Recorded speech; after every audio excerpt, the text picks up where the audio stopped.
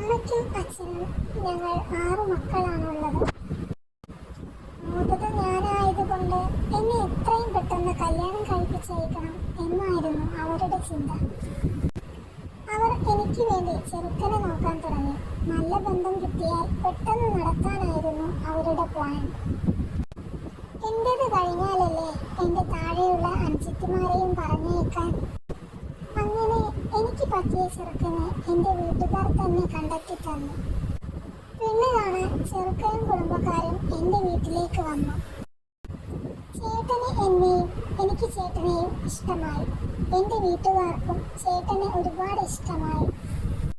പക്ഷേ ചേട്ടൻ്റെ അമ്മയ്ക്ക് എന്നെ അത്രയ്ക്ക് അങ്ങോട്ട് പിടിച്ചിട്ടില്ല. ചേട്ടൻ്റെ അമ്മ വിചാരിച്ചത്രയും സാമ്പത്തികം ഞങ്ങൾക്കില്ലായിരുന്നു. അതുകൊണ്ടായിരിക്കും ഈ ഇഷ്ടക്കുറവ് കാണിക്കുന്നത്. ചേട്ടൻ്റെ അമ്മയ്ക്ക് 4 മക്കളായിരുന്നു, 2 ആണും 2 പെണ്ണും. 2 പെൺമക്കളുടെയും കല്യാണം കഴിഞ്ഞു. ഇനി ചേട്ടൻ്റെ അനിയൻ കൂടിയുണ്ട്. അവൻ കല്യാണം കഴിക്കാനായിട്ടില്ല. അങ്ങനെ വീട്ടുകാർ എല്ലാം പറഞ്ഞുറപ്പിച്ചു. ഞാനും ചേട്ടനും ഫോണിലൂടെ വീണ്ടും അടുത്തു. ചേട്ടനൊരു പാവമായിരുന്നു. അമ്മ എന്ത് പറഞ്ഞാലും ഒന്നും മിണ്ടാതെ കേട്ടു നിൽക്കും. അങ്ങനെ ഒടുവിൽ ഞങ്ങളുടെ കല്യാണം വന്നെത്തി. ജീവിതത്തെക്കുറിച്ച് ഒരുപാട് സ്വപ്നങ്ങൾ എനിക്കുണ്ടായിരുന്നു. പക്ഷെ നടന്നതെല്ലാം നേരെ തിരിച്ചു. കല്യാണം കഴിഞ്ഞ് എല്ലാവരോടും യാത്ര പറഞ്ഞ് ഞാനും ചേട്ടനും ചേട്ടൻ്റെ വീട്ടിലേക്ക് പോയി. അവിടെ എത്തിയത് മുതൽ എൻ്റെ ജീവിതം തന്നെ മാറി മറിഞ്ഞു. ചേട്ടൻ്റെ അമ്മയെപ്പോലെ തന്നെ ചേട്ടൻ്റെ പെങ്ങന്മാർക്കും എന്നെ ബോധിച്ചിട്ടില്ല. കല്യാണം കഴിഞ്ഞ അന്ന് രാത്രി ഞാൻ തിരക്കൊക്കെ കഴിഞ്ഞപ്പോൾ കുളിക്കാൻ വേണ്ടി ഡ്രസ്സ് എടുത്ത് പുറത്തേക്ക് വന്നപ്പോൾ, എന്തിനാ ഇപ്പോൾ കുളിക്കുന്നത്? ഇനി നാളെ കുളിക്കാം. നീ പോയി കിടന്നു. അവനെ നോക്കണ്ട, അവൻ വരാൻ താമസിക്കും എന്ന് ചേട്ടൻ്റെ പെങ്ങൾ എന്നോട് വന്ന് പറഞ്ഞു. ചേട്ടൻ എവിടെ പോയെന്ന് എനിക്കറിയില്ലായിരുന്നു. എന്നോട് പറഞ്ഞിട്ടുമില്ല. ഞാൻ ചേട്ടൻ എവിടെ പോയെന്ന് പെങ്ങളോട് ചോദിച്ചു. അവർ ആണുങ്ങളല്ലേ, എപ്പോഴും വീട്ടിലിരിക്കാൻ പറ്റുമോ?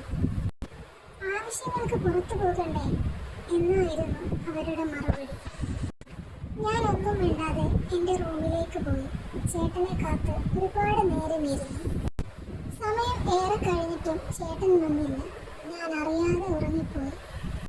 രാവിലെ ചാടി എണീറ്റു. പുതിയ വീടല്ലേ, കിടന്നുറങ്ങാൻ പറ്റില്ലല്ലോ. അപ്പോൾ ചേട്ടൻ അടുത്ത് കിടക്കുന്നുണ്ടായിരുന്നു. എന്നെ കണ്ടപ്പോൾ ചേട്ടനും എണീറ്റു. എപ്പോഴാ വന്നത്? ഞാൻ ചോദിച്ചു. കുറച്ച് താമസിച്ചു പോയി. സോറി മോളെ, ഇനി ഇങ്ങനെ ഉണ്ടാകില്ല. എന്നെ അളിയൻ കൊണ്ടുപോയതാ. എന്തോ അത്യാവശ്യം ആയതുകൊണ്ടാണ് ഞാൻ കൂടെ പോയത് എന്ന ഒരു കാര്യവുമില്ലായിരുന്നു. ഞാൻ ചിരിച്ചുകൊണ്ട് പറഞ്ഞു കുഴപ്പമില്ല. എന്നിട്ട് ഞാൻ നേരെ അടുക്കളയിലേക്ക് പോയി. കല്യാണത്തിന് വന്ന ബന്ധുക്കാരെല്ലാം പോയി തുടങ്ങി. ചേട്ടൻ്റെ ഒരു പെങ്ങളുടെ ഭർത്താവ് ഗൾഫിലായിരുന്നു. ഞങ്ങളുടെ കല്യാണത്തിന് ഇല്ലായിരുന്നു. 2 പെങ്ങന്മാർക്കും സ്വന്തമായി വീടുണ്ട്. അവരും പോകാൻ നിൽക്കുമായിരുന്നു. ചേട്ടൻ്റെ വീട് ഒരുപാട് സൗകര്യമൊന്നുമില്ലാത്തത് കൊണ്ട് ആരും അധിക ദിവസം അവിടെ നിന്നില്ല. എല്ലാവരും പോയി കഴിഞ്ഞു. ഞാനും ചേട്ടനും അമ്മയും അച്ഛനും മാത്രമായി വീട്ടിൽ. അനിയൻ ബാംഗ്ലൂർ പഠിക്കാൻ പോയി. കല്യാണത്തിന് ലീവ് എടുത്ത് വന്നതായിരുന്നു. അങ്ങനെ രാത്രിയായപ്പോൾ അച്ഛൻ ചേട്ടൻ്റെ പെങ്ങളുടെ വീട്ടിലേക്ക് പോയി. സമയം ഏറെ കഴിഞ്ഞിട്ടും അച്ഛൻ വരാത്തത് കണ്ട് അമ്മയോട് ഞാൻ ചോദിച്ചു, അമ്മേ, അച്ഛൻ ഇനിയും വന്നില്ലല്ലോ എന്ന്. അപ്പോൾ അമ്മ പറഞ്ഞു, അച്ഛൻ വരത്തില്ല. അച്ഛൻ കുറേ നാളായിട്ട് രാത്രി അവിടെയാ കിടക്കാറ്. ഞങ്ങൾ ആഹാരം കഴിച്ച് കിടക്കാൻ പോകുമ്പോൾ അമ്മ പിന്നാലെ വന്നു. എന്നിട്ട് റൂമിൻ്റെ കതകടക്കില്ലേ എന്ന് പറഞ്ഞു. ഞാൻ കതകടയ്ക്കാതെ അമ്മയെ കാത്തിരുന്നു. ചേട്ടൻ കിടന്നു. അമ്മേ, ഞാൻ കിടക്കട്ടെ എന്ന് ചോദിച്ചപ്പോൾ ദാ വരുന്നു എന്നും പറഞ്ഞ് ഒരു പായും തലയിണയും എടുത്തുകൊണ്ട് വന്ന് ഞങ്ങളുടെ റൂമിൽ താഴെ കിടന്നു. നീ കട്ടിലിൽ കിടന്നു, ഞാൻ ഇവിടെ കിടന്നോളാം. എനിക്ക് ഒറ്റയ്ക്ക് കിടക്കാൻ പേടിയാ എന്ന് പറഞ്ഞു. ഞാൻ ഒന്നും മിണ്ടാതെ കിടന്നു. അങ്ങനെ കുറേ ദിവസങ്ങൾ കഴിഞ്ഞു. അമ്മയ്ക്ക് ഒരു മാറ്റവും ഇല്ല. ഞാൻ കുറച്ച് ദിവസം എൻ്റെ വീട്ടിൽ നിൽക്കാൻ പോയി. അവിടെ വെച്ചാൽ ഞാനും ചേട്ടനും ജീവിച്ചു തുടങ്ങിയത്. വീണ്ടും ചേട്ടൻ്റെ വീട്ടിലേക്ക് വന്നു. അമ്മ പിന്നെയും അതുപോലെ തന്നെ പെരുമാറാൻ തുടങ്ങി. എനിക്ക് വല്ലാത്ത വിഷമമായി. ചേട്ടൻ അമ്മയോട് ഒന്നും പറഞ്ഞില്ല. പറഞ്ഞാൽ അമ്മ എന്ത് വിചാരിക്കും? ഇതൊന്നും പറയാതെ തന്നെ അമ്മ മനസ്സിലാക്കേണ്ടതല്ലേ? ഇതൊക്കെ കഴിഞ്ഞില്ലേ അമ്മയും ഇവിടെ വരെ എത്തിയത്?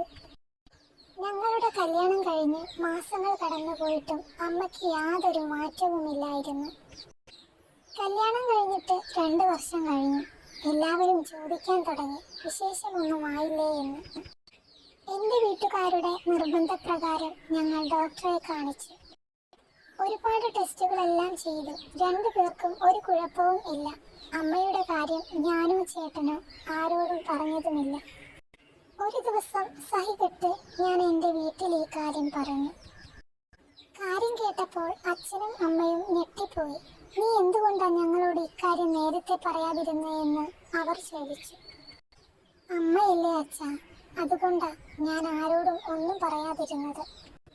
വിഷയം അമ്മയായതുകൊണ്ട് എൻ്റെ അച്ഛൻ ഇക്കാര്യം പരിഹരിക്കാൻ എൻ്റെ അമ്മയോട് പറഞ്ഞു. ഒരു ദിവസം എൻ്റെ അമ്മ ചേട്ടൻ്റെ വീട്ടിൽ വന്നു. 2 അമ്മമാരും ഒരുപാട് കാര്യങ്ങൾ സംസാരിച്ചു. എൻ്റെ അമ്മ ചേട്ടൻ്റെ അമ്മയോട് പറഞ്ഞു, ഇങ്ങനെ ആയിരുന്നെങ്കിൽ നിങ്ങൾ മകനെ കൊണ്ട് കല്യാണം കഴിപ്പിക്കരുതായിരുന്നു.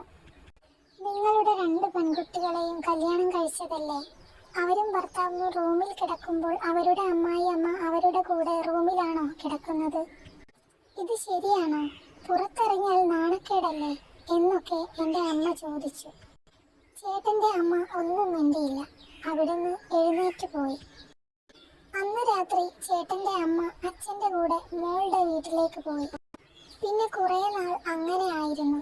അച്ഛൻ്റെ കൂടെ മോളുടെ വീട്ടിലായി കിടക്കമൊക്കെ. 2 മാസം കഴിഞ്ഞപ്പോൾ അളിയൻ ഗൾഫിൽ നിന്നും വന്നു. അതുകൊണ്ട് കുറച്ചു നാളത്തേക്ക് അമ്മയും അച്ഛനും മോളുടെ വീട്ടിൽ പോയില്ല.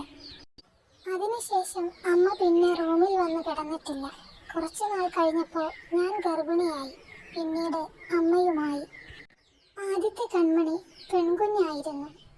ഒരുപാട് നാളത്തെ എൻ്റെ ആഗ്രഹം അങ്ങനെ നടന്നു. ഞാൻ ഒരമ്മയായി, ചേട്ടൻ ഒരച്ഛനും. ഞങ്ങളുടെ ഈ സന്തോഷമാണ് അന്ന് ചേട്ടൻ്റെ അമ്മ ഇല്ലാതാക്കാൻ നോക്കിയത്.